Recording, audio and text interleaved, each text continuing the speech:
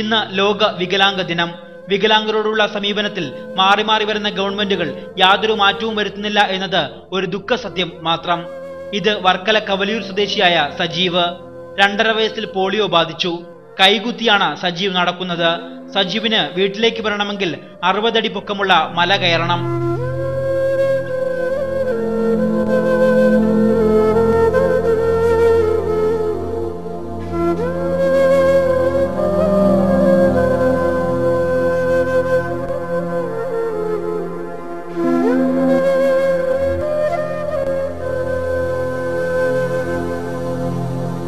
കുറഞ്ഞത് 20 മിനിറ്റ് നേരമെങ്കിലും മല കയറിയാലേ വീട്ടിലെത്താൻ കഴിയൂ. ഇതിൽ നിന്നൊരു മോചനം കിട്ടിയാൽ മാത്രം മതിയായിരുന്നു. എവിടെയെങ്കിലും നല്ലൊരു സ്ഥലത്ത് നല്ല ഒത്തിരി നിരന്ന ഒരു തറയിൽ എവിടെയെങ്കിലും ഒരു 2 സെൻറ്റിങ്ങനെ കിട്ടിയിരുന്നെങ്കിൽ നമുക്ക് സമാധാനമായിട്ട് അവിടെ കിടന്ന് ആയുസ് ഒട്ട് ചാവായിരുന്നു. അല്ലാതെ ഈ കയറി പകുതി കയറപ്പെട്ട് തന്നെ എൻ്റെ ശ്വാസവും പോകും, എൻ്റെ ജീവനും പോകും.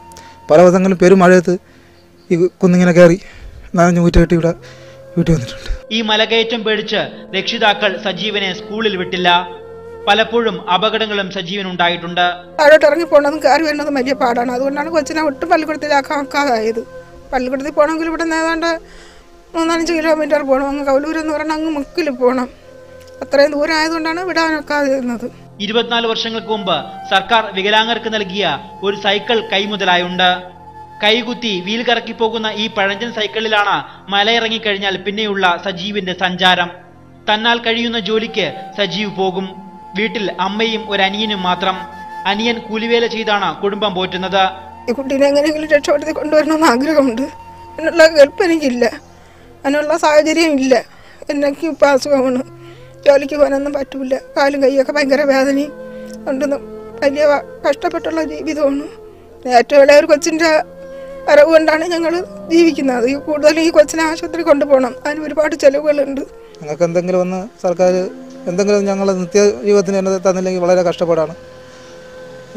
അവരോട് ഞങ്ങൾ പ്രായമൊക്കെ ചെന്ന് കഴിഞ്ഞാൽ ഒരു ജീവിതം പോലും ഇല്ല. നമ്മൾ വഴിയിലെ തന്നെ തെരുവിൽ കിടന്ന് മരിക്കേണ്ട ഒരു അവസ്ഥയാണ് നമുക്ക്.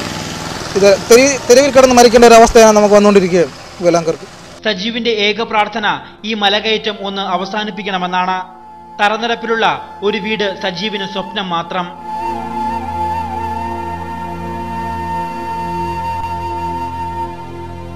ACV news, Attingal.